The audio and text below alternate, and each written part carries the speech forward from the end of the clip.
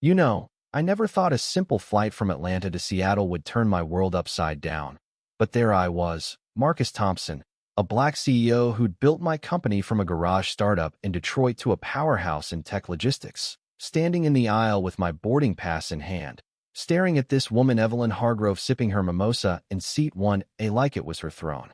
She'd glanced up at me with that polished smile, the kind that's all teeth and no warmth, and said, "Oh, honey, there must be some mix up. You sure you're in the right cabin?" And just like that, the air got thick, because I knew it wasn't about the seat, it was about her seeing me and deciding I didn't fit the picture of first class, her elite status whispering in her ear that she deserved it more, no matter what the ticket said. I kept my cool, you know, the way I've had to my whole life from those college days when professors assumed I was there on a scholarship handout, not merit, to boardrooms where my ideas got echoed by white guys and suddenly became brilliant. "Ma'am, this is my seat," I said, holding up the pass, voice steady. But inside, that old fire was flickering, the one from growing up watching my mom scrub floors while folks like Evelyn walked by without a glance.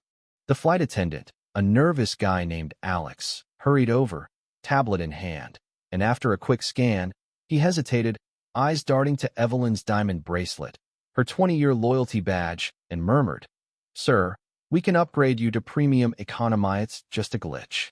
A glitch?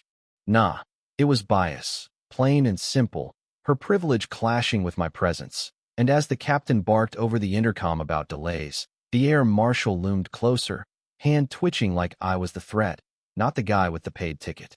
But here's where it flipped. I didn't yell, didn't back down, just pulled out my phone, activated that discreet app only board members know about. Because yeah, turns out I quietly own a chunk of Skyline Airways, the very company letting this slide. The screen lit up, biometric scan confirming, and suddenly the cabin went quiet as I initiated an executive override, freezing takeoff protocols right there. Evelyn's smirk faded fast when the PA announced, "Administrative hold engaged, review in progress," and Alex's face went pale, stammering, "Mr. Thompson, we didn't know." I looked at her, Evelyn, her fingers gripping the armrest now, and said softly, "It's not about knowing who I am, it's about treating everyone like they belong."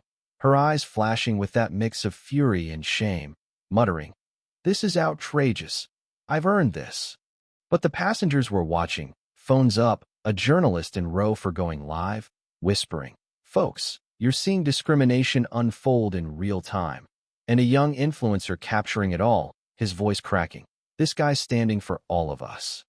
We didn't take off until it was right. Evelyn finally stood, bag in hand, shooting me a glare that could melt steel, but I just nodded, no triumph, just resolve, as she shuffled to her actual seat. Then I addressed the cabin, not as the boss, but as Marcus, the guy who'd been here before.